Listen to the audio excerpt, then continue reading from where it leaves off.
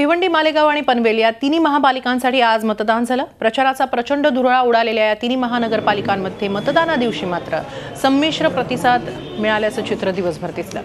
मालेगावमध्ये 58%, पनवेलमध्ये 50% तर भिवंडीत 54% मतदान झाल्याची माहिती मिळाली आहे। मालेगावमध्ये एका शाळेत राष्ट्रवादी आणि काँग्रेसच्या कार्यकर्त्यांमध्ये झालेल्या हाणामारी व्यतिरिक्त कुठेही अप्रिय घटनेची नोंद झालेली नाही।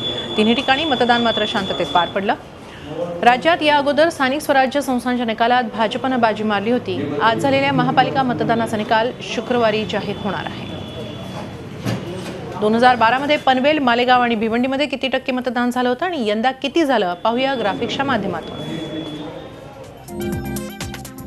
पनवेलमध्ये 2012 ला 50.52% तर पनवेल महानगरपालिकेच्या पहिल्या निवडणुकीमध्ये 50% मतदान झालंय। मालेगावमध्ये 2012 मध्ये 63% तर 2017 मध्ये ही टक्केवारी घसरली 58%।